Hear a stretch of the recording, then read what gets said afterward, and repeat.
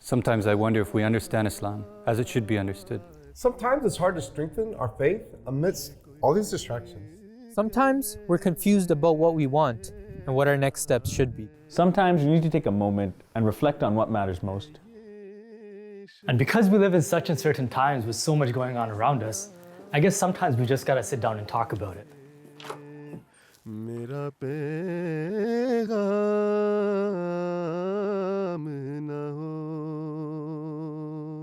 Bismillahirrahmanirrahim. This program is called Unscripted, and the purpose that it serves is to speak to youth about challenges and issues that they face living in the West. And over the past several episodes, we've had various groups of Khuddam coming in and speaking about their perspectives on youth issues. We've spoken about troubled youth and helpless parents. We've spoken about social influence and our circle of friends. We've spoken about Chanda and financial sacrifice. We've spoken about Waqf and Jamia, blessings of Khilafat-e Ahmadiyya, the status and importance of Hazrat Masih Maud alayhi salatu wasalam, and the status and importance of a Khalifa for youth to understand. And for this episode, we have a panel of esteemed, respected elders who will be sharing their advice to youth. So on my right, we have Maulana Mirza Muhammad Afzal Sahib. Jazakallah for giving us your time today. Jazakallah. And in front of myself, we have Maulana Mubarak Nazir Ahmad Sahib. Jazakallah for your time as well and for coming to this program. And on my left, we have respected National Amir Sahib Canada, Malik Allah Khan Sahib. Jazakallah Amir Sahib for your time. Welcome.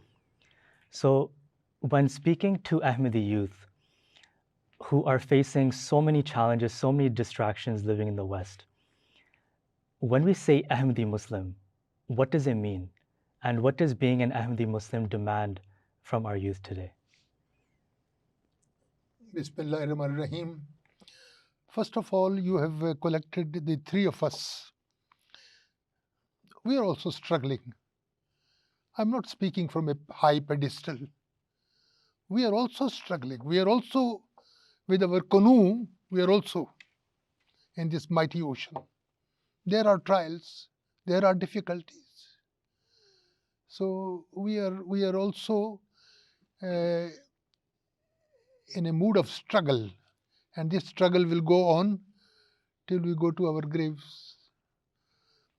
Whenever a prophet comes, a big bang occurs. فَفَتَقْنَا بِهِ رَتْقًا. A big bang occurred, in Medina and Mecca. And we are all people, who benefited from that big bang. We were thrown all over the world. Then the Holy Prophet made a second coming. And he promised that I will make a second coming. And because of that, in that tiny hamlet of Qadian, a big bang occurred again. And we were all jettisoned. We were all thrown into different places. If our youngsters come over here, they have been brought over here for a purpose. If they get lost, they start moving with the crowd, we are the torch bearers. We are the flag bearers of the Jama'at Ahmadiyya. We are the flag bearers of Hazrat Khalifatul Masih. So if we get lost, we have lost a golden opportunity. The ball was in our court and we missed it. So it's a great opportunity. It's a great benefit of God the Almighty that we were born and we were sent to these countries. And that purpose was that we stand against the crowd. We don't succumb. We don't give up. But we stand against them and we stand boldly. And we don't run away. We stand against these things and show by our actions. Actions speak louder than words. People are interested not only on speeches. How does he live? How does he behave with his children, with his wife, with his parents, with his elders, with the poor people? So I think that is the challenge which we are all facing, and the three of us are facing as well. I mean, if we can sort of discuss that, I mean, there are a lot of distractions for youth nowadays, and it's very difficult to sometimes stay away from certain distractions for the youth. I mean, if they start to indulge in certain social vices and social issues, and sometimes they start to feel helpless. I mean, if somebody has already started to indulge in certain things, then what can be said to them to sort of, inspire them to, rethink? I mean, like you've spoken about how we have all been sent here for a purpose. In one of the previous episodes, we were thinking about this as well, that tabligh is one of our foremost responsibilities. Sometimes we don't even think about that sequence of events that brought our parents to Canada and what our responsibilities of being an Ahmadi-Muslim Khadim living in Canada are. So, I mean, if somebody is not even thinking about this, if somebody is already indulging in social vices, then sort of what can be said to such youth to sort of inspire them, get them thinking at least? I believe when you look at the society which we're living in, there's so many attractions which take you away from your real goal. The Promised Messiah ﷺ has told us that this is the last divine community on earth, which Allah Ta'ala has created. And when you are not aware of this great purpose of your being, sometimes you are distracted. I met a young man just a few days ago, and he was a bit bothered and challenged. And he said, I am really having second thought about my faith. And I asked him a question. I said, if your faith is not helping you, then that means either your expectations are too high, or either it's not clear to you what your faith is all about. And then I proposed him a question. I say, whatever you are feeling or you're going through, if you think that giving up your faith would solve all of your problems, then perhaps it will be a good idea.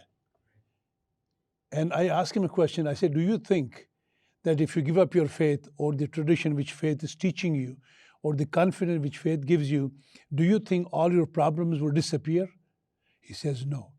So I said that means your perspective is not right of faith. Yeah. And I assure you, after half an hour discussion, I saw him, his face was glowing and he was very happy, very confident. What our youth needs today to revisit.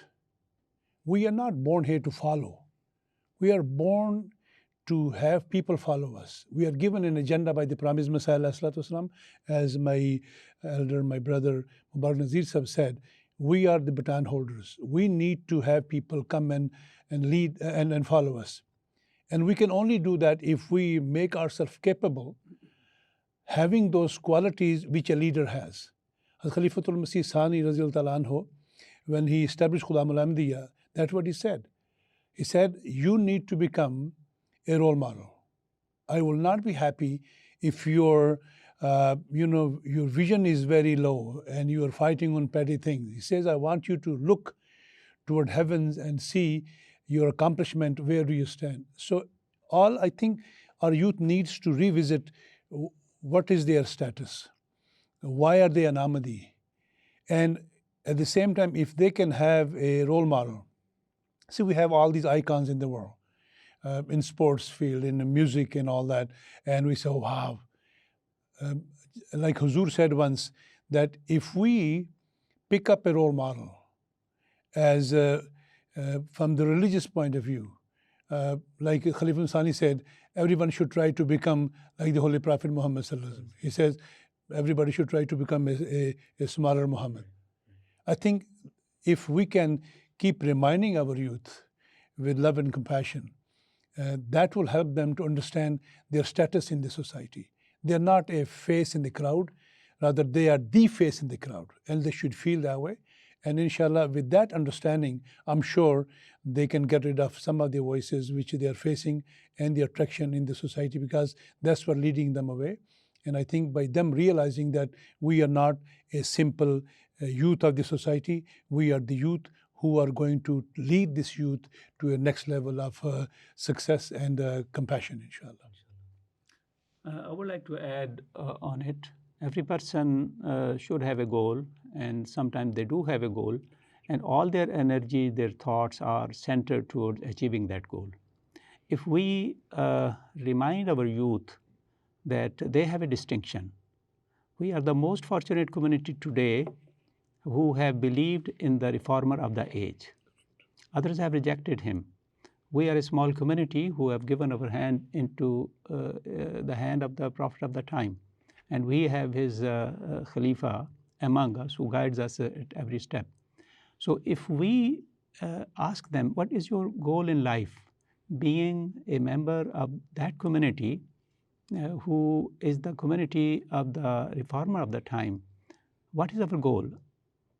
Our goal should be that our life should be according to our belief, and we should share this belief with others. Our own reformation, and on the model of our lives, when others are, they like us, because truth is beauty, Islam is beauty. If we truly follow Islam, our lives would become beautiful and people would be attracted towards us, and they would ask us that you are living among us like all others, but you are different. And what is the reason that you are different? And then we would have only to tell them that we are Ahmadi-Muslims.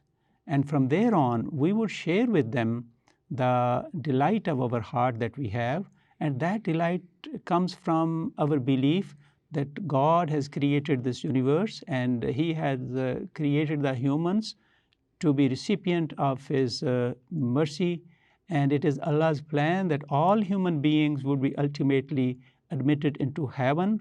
And in this life, we achieve heaven through His worship, and His worship is adopting His beautiful colors. For example, God is merciful, and if I truly worship merciful God, I should become merciful.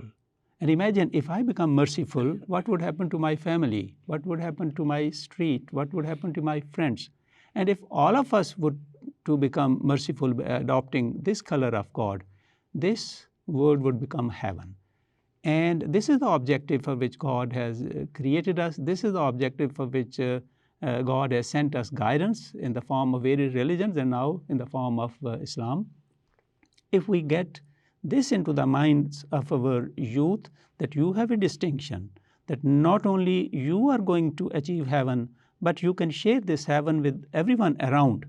And if this becomes their goal in life, then their life would be filled with ambition to achieve that goal. People go to the various negative activities because they do not have a goal in life. If our youth have this goal, which is the most sacred goal anyone can have, then they would have no time, no taste for indulging in the negative activities which we find as problem in the youth. Definitely. I mean, having so much experience in life and the wisdom that comes with it, when we speak about faith, what are things that youth can do to increase and continue to increase their faith in God Almighty, in the system of Waqf-e-Zindagi, in Jama'at Ahmadiyya? I feel that we should emphasize a person's contact with God. We should make them realize that we truly believe that God has created us. We truly believe that God loves us all. And if we truly believe that God has created us to be recipient of His love and be admitted into heaven, then we should experience God in our lives. I remember an advice of Sayyidina Hazrat Qutb Masih Rabi, may Allah have mercy on him. He once said that I tried to train my daughters with this belief that Allah is with us all the time. Right. And he said that one day a very interesting incident happened, that I came home and I saw one of my daughters was jumping on the sofa. And the moment she saw me, she blurted out, "Abu, God is not here." Because she believed if God is here, I cannot do what I'm doing. So she imagined that for a while, God has given us freedom to do this mischief, but if God is here, I would not be able to do this mischief. So if this belief is ingrained in all of us, in our youth, then whenever they would think of anything negative, the immediate response their mind would give them is, God would be displeased with it. I think the greatest guardian we can have against indulging in these immoral practices and evil attractions of the society is that we instill love of God and this belief that He is among us all the time. You know, keeping the same pace, a youth once always would question me about God, talk about atheism. And he said, how do you know God exists? I said, how do you know anything exists? There are means and ways to do that. And then after discussing, I suggested to him something. Like you said, what should we tell them? I said, why don't you pick a goal and request God to help you toward that goal and see if it happens for you, and keep praying and do a few things and all that. In 2 weeks' time, this young fellow met me, very jubilant.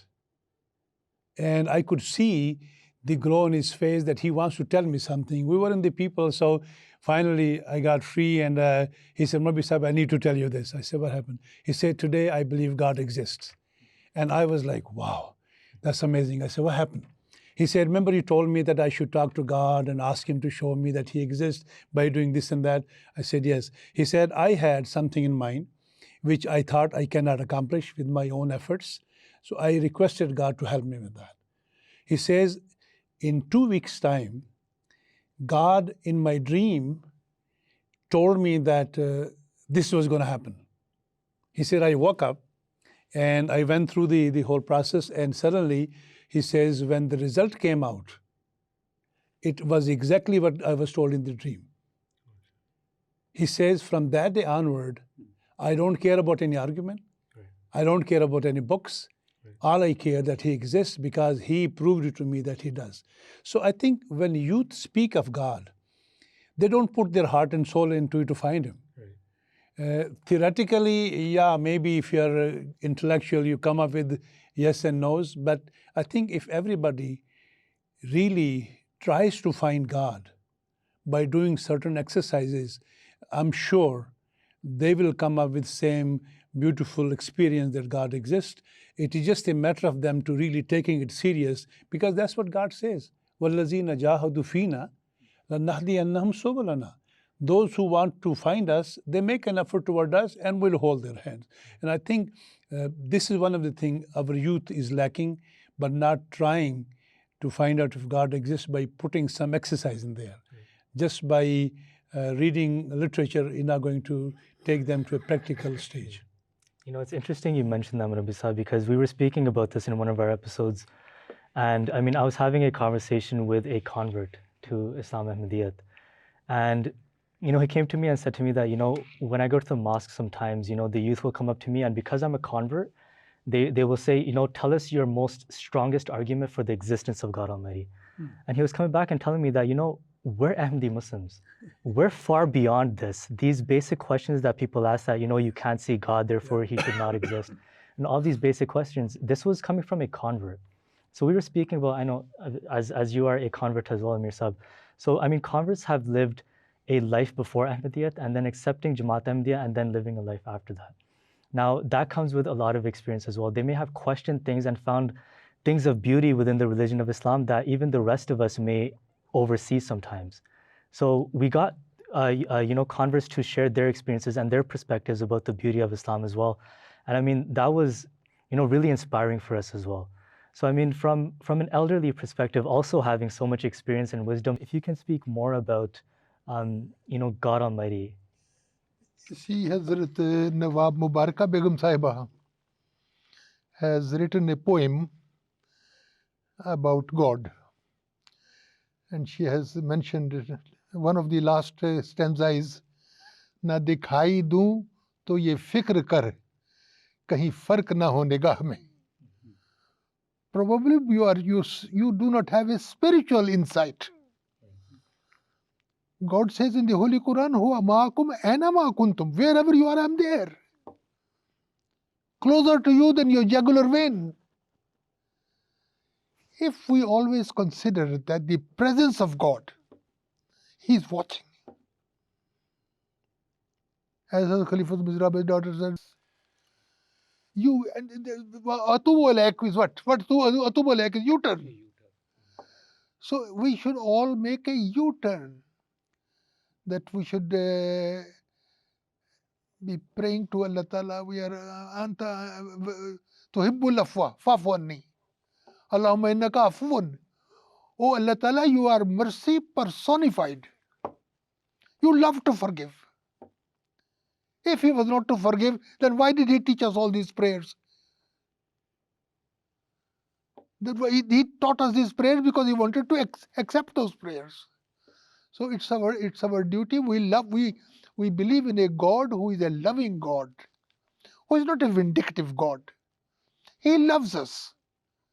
La taqnatu min rahmatillah hai. Wala yaghfiru dhunuba Jamia. Will forgive everything. That is the merciful God. That is the God, Allah Ta'ala, who will throw His child into the fire. A woman was holding a child, and the Holy Prophet said, you think this woman will throw the child into the fire? No doubt there are many verses in the Holy Quran which speak about the displeasure of Allah.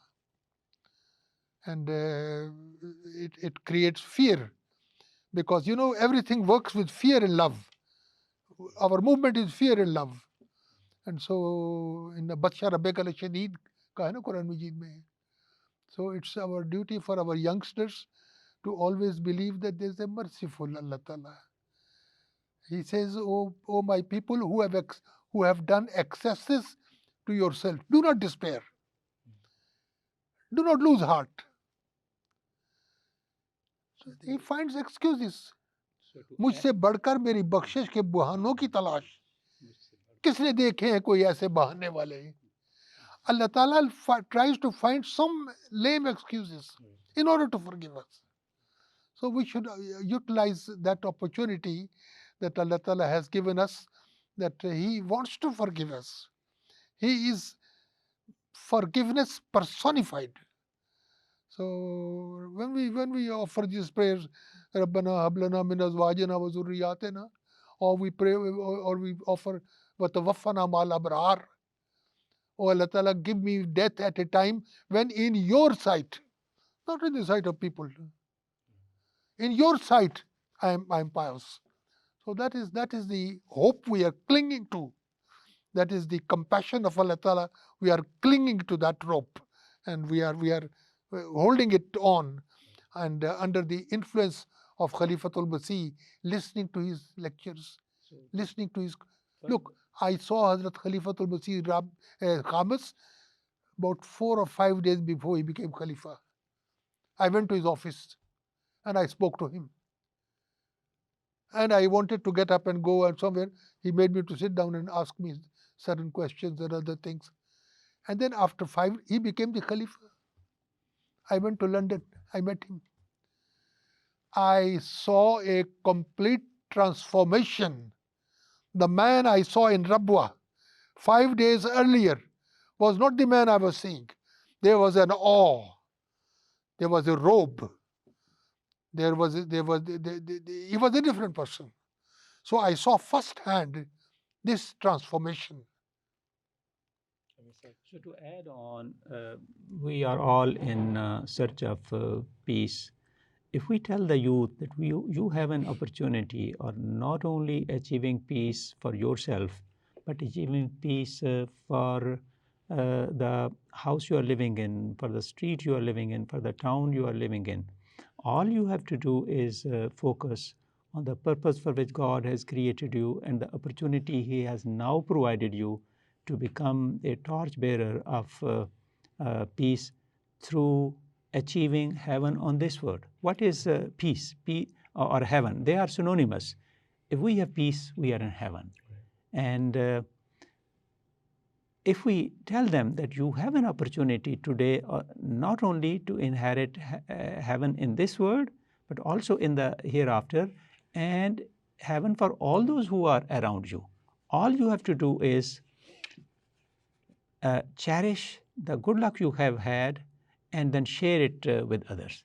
And that is belief in God and then worshiping Him in the way He has guided us to through the life model of the Holy Prophet ﷺ, and then sharing this bliss with those who are around us. We have this unique opportunity. There is no other community today who can shoulder this responsibility of guiding the whole world to heaven in this life and heaven in the hereafter. I think if we remind our youth again and again that this, as the Promised Messiah has said, that खुदा के कुर्ब पाने का मैदान आज खाली है, तुम पूरे ज़ोर से इस मैदान में आओ और सबसे आगे निकल जाओ. We have the opportunity, our youth have the opportunity of realizing it, that we have a unique opportunity. No other nation is interested in achieving this target, and that target is that we win love of Allah and create heaven in our lives and also share this heaven with everyone around. What can be a more glorious goal than this? Right. Being in heaven and assuring heaven in the hereafter. Right.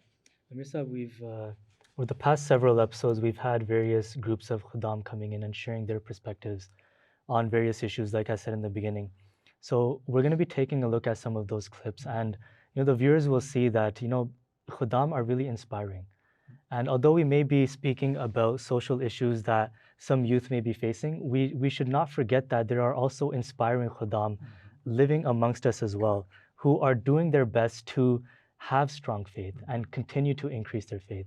So we're going to take a look at some of the clips over the past several episodes, and we'll be back in a short while. Okay.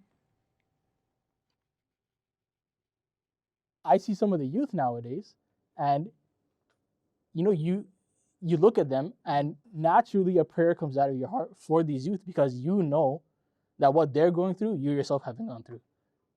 A lot of troubled youth are going through troubles, or they're troubled is because in their time, or the time that they needed their father, they weren't there. A child's first friends are their parents or their siblings, right?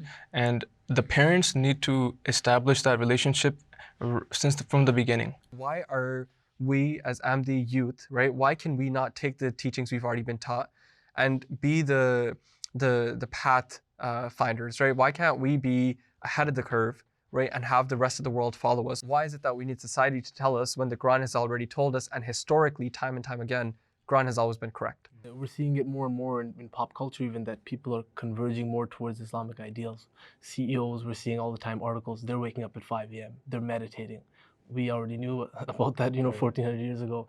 LeBron James recently, he was asked, why is he playing at such a high level still? He said, I stopped eating pork, right?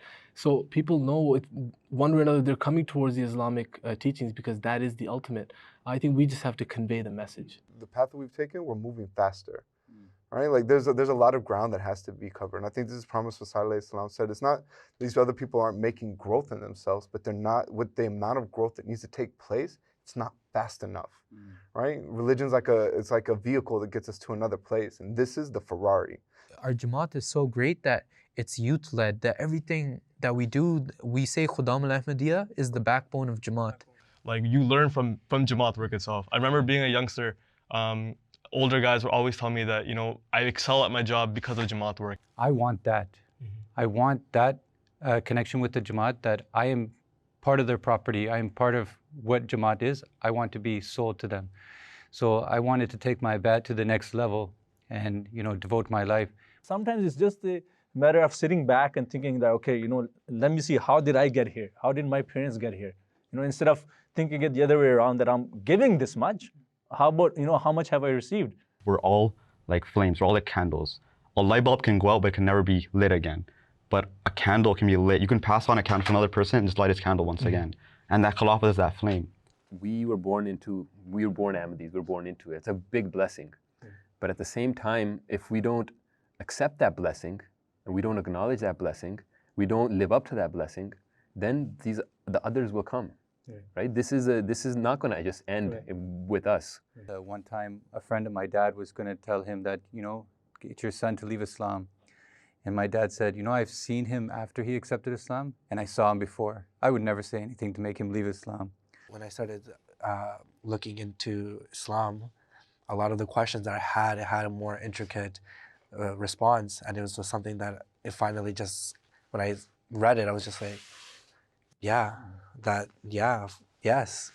So like, for me to convert to Islam, it was one of the greatest blessings that I have ever had. People didn't want for me to change. They kind of put me, they typecast me and said, we want you to be this person. And when I wanted to start evolving and moving out of that typecast, they didn't like it, right? But I'm happy that I was able to make like that sacrifice. Growing up, every kid wants to be a superhero, right? And I guess growing up, I realized that Islam was a superpower. Not to get too personal, but I would grow up seeing my father do tabligh. And we'd go to different people's houses, we'd see people in low-income housing, from a poor socioeconomic background, and so on and so forth. After they accepted Islam, I would see that, the father would get a new job. The kids, their grades would spike, their lives just changed. And I was like, that's a superpower. There is a point when every khadim's gonna have to decide, right? Or our legion members as well, if this is the truth, right? And in that moment, there is a conversion, right? Or maybe like we could say like a shift, right? A change takes place. In that moment, you're like, this is the truth. And everybody's gonna have to go through it. Once these youth wake up and start realizing and appreciating Qudam Ahmadiyya, what it has to offer, the trips, the retreats, the ijtimas, all these things, this is the way out of that lifestyle of vices, But if you don't come to these, it's not coming to you. You have to kind of meet us. You have to leave your group, and we're there waiting. So as we've seen, there were many, inspiring things that were said by our youth in this entire series called Unscripted.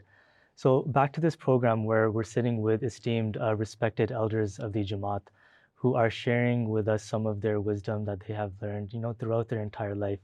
So what advice and what more wisdom can you share with some of our youth today? My humble advice, as I said earlier, our youngsters are our assets, most valuable asset. You can look at them and you know what's going to be tomorrow. And that's what Hazrat Muslim Maud used to say, हम तो जैसे भी बने काम किए जाते हैं, आपके वक्त में ये सिलसिला बंद ना हो. That as far as we are concerned, we are trying as much as possible to carry on the services. But be aware, in your time, the Jamaat should not be put to disrepute. So that is the listening to the Khalifatul Masih, listening to his lectures. Sometimes I wonder how he made those preparations and how he made that research. He's now speaking about the disciples of Hazrat Sallallahu Alaihi Wasallam for weeks upon weeks upon weeks. And you often wonder the research that went behind that. Inshallah ta'ala, a book will be published. I think the most important thing is that our youngsters should listen.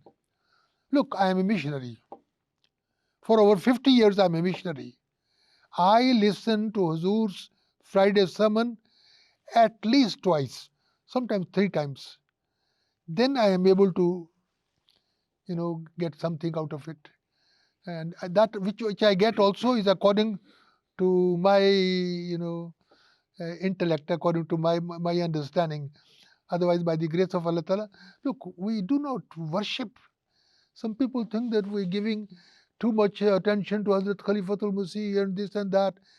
Is not shirk by the grace. It's the blessing of Allah Ta'ala which He has bestowed upon Khilafat. And we are trying to take refuge under the umbrella of Khilafat.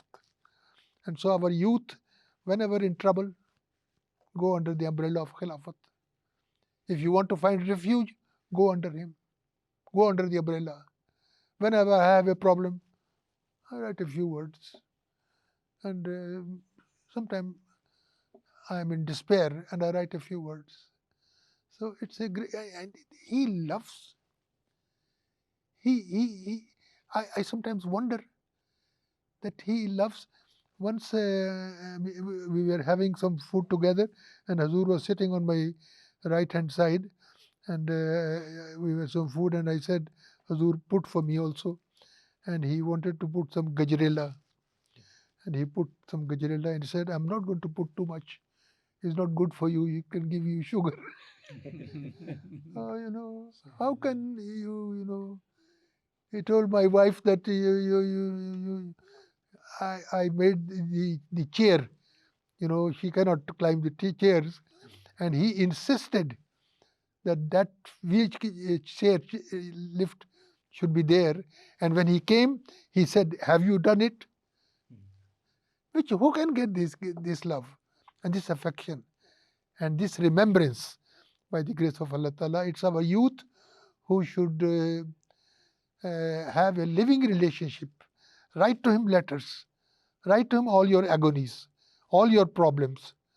And sometimes Hazur talks in random, fulfilled. He talks just in random. Such is the glory of Khilafat. That Allah Ta'ala uska bharam rakh leta hai. जो खलीफा वक़्त कहते हैं उसको अल्लाह ताला भरम रख लेता है बात मुंह से निकली और वो अल्लाह ताला उसको पूरी कर देता है You know, it reminds me what you said, come under the refuge of Khilafat. Again, we do not worship Khilafat. Right. But we very sincerely believe that he's the man of God, appointed today to lead us toward prosperity. Mir Sahib, I had a very great experience with one of the youth who was caught up in the middle of all the vices in the society. So his parents were very worried and they asked me what should they do. I suddenly randomly asked him, I say, you have any plan going to London? He said, yes, we're going to Pakistan. We're stopping in London, we'll go to Pakistan then. I said, okay, I have a solution for you. I say, if you believe that Huzur is the man of God, and God listens to his prayer, and God has put blessing in him, when you go meet him, I say, at the end of the meeting, normally Huzur says, come and let's have a picture. Just before that, if you can request Huzur, if you can embrace your son, give him a hug, and see what happens. He said, can I say that? I say, you can try, up to Huzur, whether he accepts or not. So he goes to London, he stops there. Sure enough, he requested Huzur, and Huzur says, okay, aajao, no problem. So he hugs the boy, kisses him. And Amir Sahib, to my surprise, when they came back, his father called me. He said, my son has been born again. He said, I do not know, but I know for sure that that magical hug has changed him inside out. He gave up all the negativity in his life. He started coming back into the meetings. Eventually, he became the qaid of his halqa. He's doing an excellent job. What I'm saying is that if you believe that there is no cure for your illness, you are wrong. God has given us a cure in the shape of Khalifatul Masih. And all you need to do, have that faith in Allah that this is your man, and walk up to him and let him touch you, and you will see how Allah Ta'ala blesses you. So I think if our youth has any kind of trouble, like Maulana Sahib said, keep writing to Huzur. Khudam al-Ahmadiyya had started a very good thing, taking these Khudam to London, meeting Huzur. I met a very young boy, 12 years old perhaps. He had gone and come back from Huzur's meeting. I said, what did you learn from this? He said, I don't understand, but when I went to see Huzur and we met him, I shook hand with Huzur, something happened to my body and I felt like something was changing me inside. He couldn't explain, but we understand what impact it created. So I think our youth need to be realizing this is how blessed we are, how lucky we are, that Allah Ta'ala has given us that, grace in the shape of Khalifatul Masih, where nobody else has it. And people have seen the miracles happening, not only our people, outside the community. When they go meet Huzur, they come out with an awe and wonder, wow, what kind of person he is. So we'll be very unlucky if we do not benefit from this source of blessing which Allah has given us in the shape of Khalifatul Masih. May Allah give him long life and healthy life and a prosperous life, and may we all benefit from him. During these episodes with Khuddam al-Ahmadiyya and various Khuddam coming onto the program, we've discussed how Abid Khan Saab's diaries show a behind-the-scenes type of look into Huzur Anwar's life and some of the interactions that he has with youth as well. And I mean, reading those is very inspiring. And I mean, even the books of Hazrat Masih Maud, for example, you were speaking about how, you know, this very inspiring story of how just Huzur's touch becomes a means of alleviating a spiritual ailment. I mean, Hazrat Masih Maud writes this as well, that this is a quality of the Imam, that he has been given this capacity by God Almighty, that even his touch can become a means of alleviating spiritual and physical ailments. And even the dust upon which he treads is also blessed. And the clothes that he wears also becomes blessed. So there are so many blessings that are tied to Khilafat. And this is something that was very evident in our discussions amongst the youth as well, is how often this theme of blessings of Khilafat would automatically come about. It's as if every single topic that we were discussing, it would always end up with blessings of Khilafat and blessings of Khalifa Waqf. And also, you know how much love Huzur Anwar has for members of the Jama'at. I mean, can we share some other advice from the elderly perspective, something that you think would be really potent and powerful that, you know, youth need to hear nowadays? If you allow me, Mr. When Huzur visited us last time, I had a very young couple who had got married, and they were married for 2 years, and they were not having any children. And the husband called me and he said, we were thinking, me and my wife, to come and meet you, get some advice and what to do. I said, you don't need my advice. You have the cure, you have the reason to take care of it. And I said, Huzur is here. You and your wife should start coming and offering behind him as many prayers as you can, and request Allah Ta'ala that I'm blessed enough to pray behind your man. Please bless us. And I said, when Huzur leaves, then we'll talk. And he had to come from almost 2 hours drive. So he started making those trips and coming, him and his wife, offering prayers behind Huzur. And the day Huzur left from Calgary back to UK, the same day he sent me a message through the text. He said, I do not know what to make of it. He said, we had our appointment with our family doctor, and she told us that we are expecting. And I said, you still don't understand. He said, no, I get it. It is absolutely the sign that Allah Ta'ala has accepted our prayer behind Khalifatul Masih. You see, these experiences need to be put in by most of the youth people too. If they're stuck anywhere, by writing him, by connecting with him, they will see this difference. All we need to do, guide them toward this path. Okay, walk on this path and look toward hope. Our Khalifa, with the grace of Almighty Allah, is hope for us. Anybody who is despair, be in his company and pray and see what happens to you. I requested a gentleman one time, he didn't have a job for 2 years. And I said, when Huzur comes to Jalsa, with that period, you keep praying to Allah Ta'ala. That Allah Ta'ala, please help me. I'm jobless for 2 years and I need to have something to going on. So he said, okay. After the Jalsa, he receives a call from one of the employer. He was trying to get a job who was not entertaining him. He said, are you still available? He said, yes, I am. He said, why don't you come? He goes and he gets the job which he was not getting for 2 years or 3 years.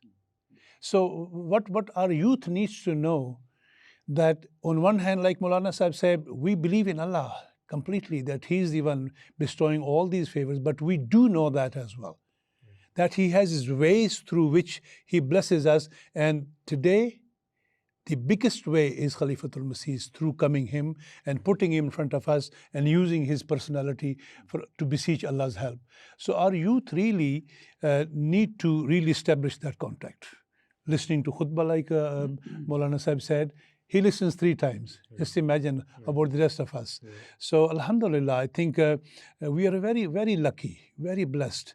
Allah Ta'ala has fulfilled His promise, which He made with the promised Messiah ﷺ, to give us the second manifestation in the shape of Khilafat. So I think we all have a lot of things in this respect to say, and I really have enjoyed listening to people who have this blessing randomly coming out from Hazab to change their life completely. Speaking of Khilafat, one way of getting connected to and remain connected to Khilafat is through the blessings of MTA.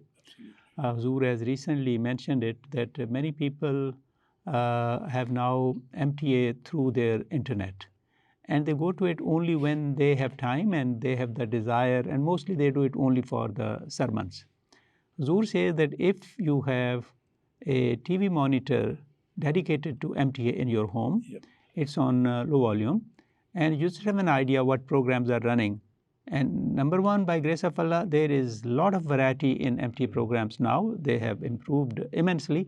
And secondly, you never know when an interesting program of Huzur, which you would like to watch, is there on it, unless you have it either at your workplace or in your home.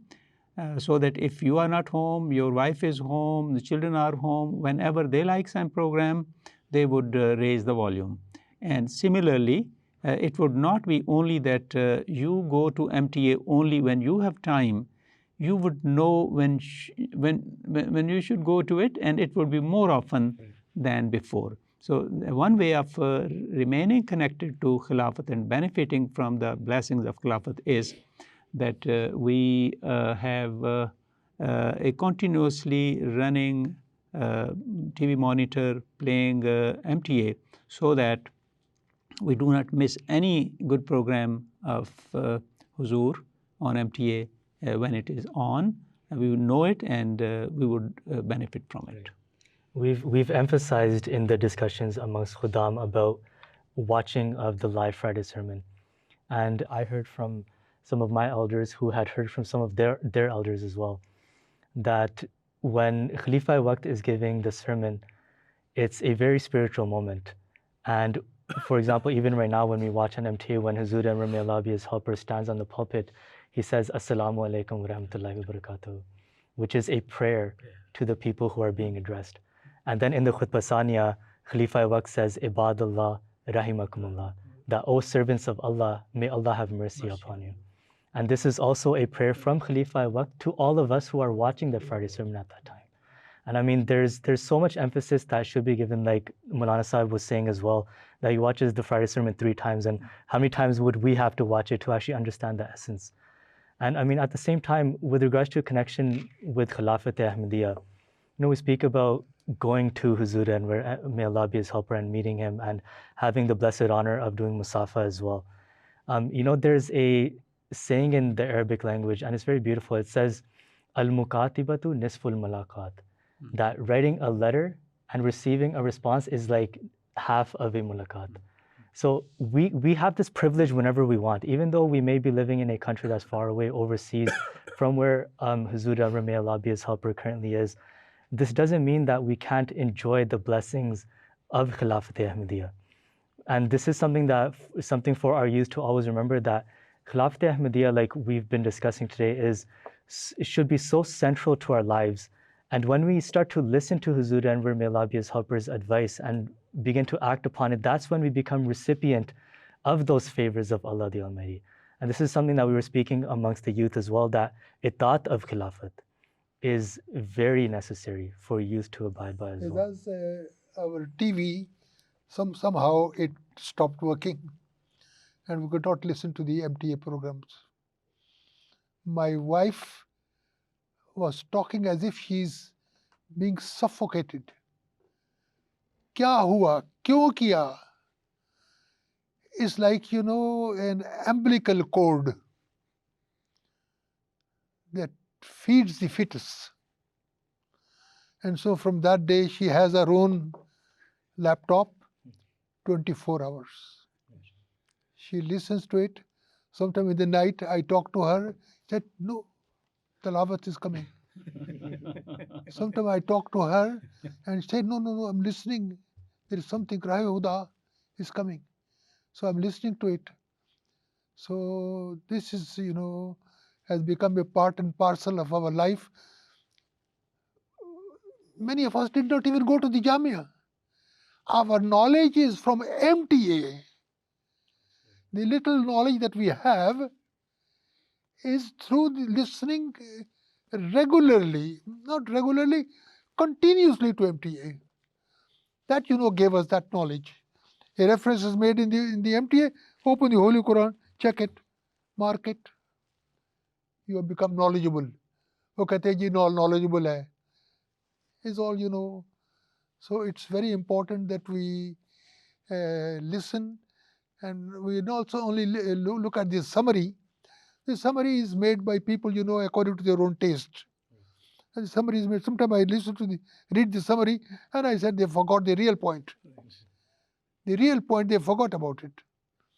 Our youth should listen to it again and again. And I think for the reformation of our youth, as I said, they are our tomorrow. We will soon go to our graves, and we will worry if our youth do not follow the footsteps.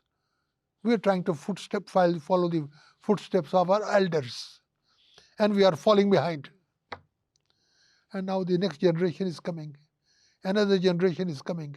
Materialism is with that blast of materialism. That is there. They have to weather that storm and then come out of it. So we can only offer prayers that may Allah Ta'ala bless our youth, because it is the Jama'at Ahmadiyya is bound to prosper. If we do not do, God will bring another generation. But Hazrat Masih has said that it is bound to prosper. 300 years will not pass when this Jamaat will be dominant. So we are basking in that sun, in that glory. And our youth should always remember that they follow the Khilafat, and also pray for Hazur, and also pray for all the Jamaat workers wherever they are. MTA, just a small thing I want to share. Sometimes people think, the programs are not compared to the regular TVs. They are so exciting, commercials and movies and all that. And I always tell them, you have to develop your taste. I still remember when I landed in America, coffee was something I could not even stand. The smell was so strong for me. And whenever I would walk by a coffee shop, I'd say, you know what, I'm not going to touch coffee. And slowly you develop your taste, something new, and then you start liking it.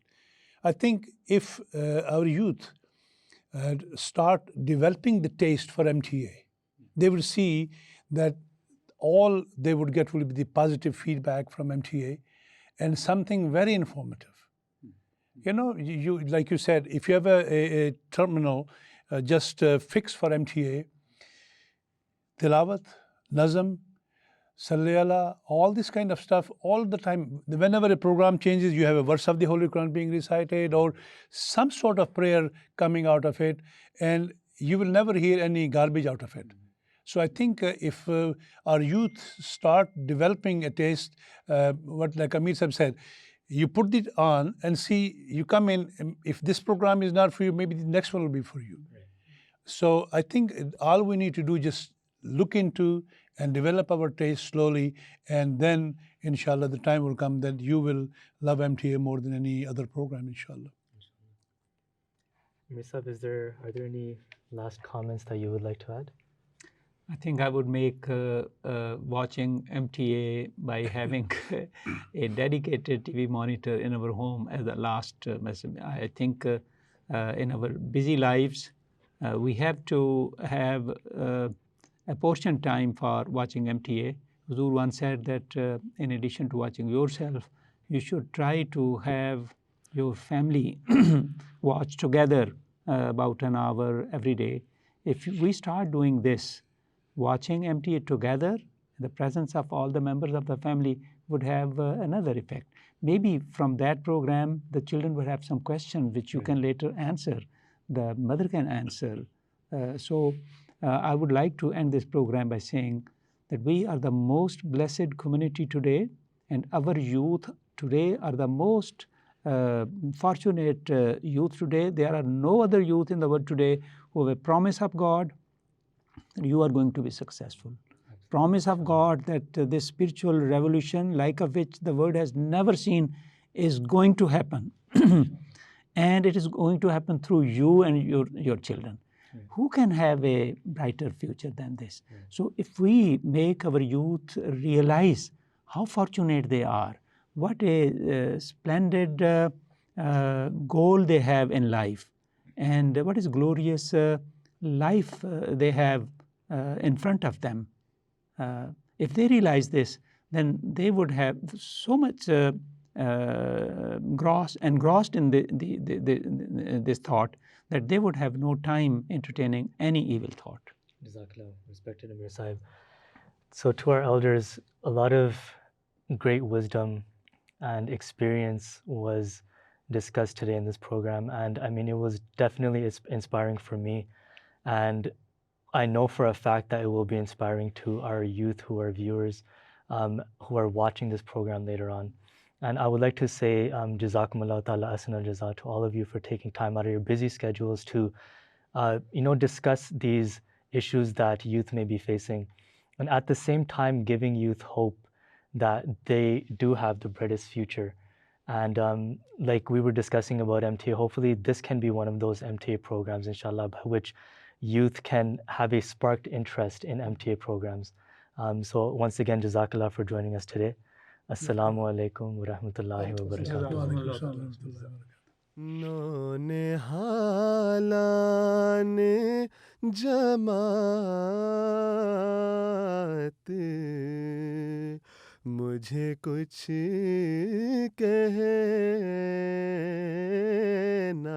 है, पर है ये शर्त के ज़ाए मेरा पैगाम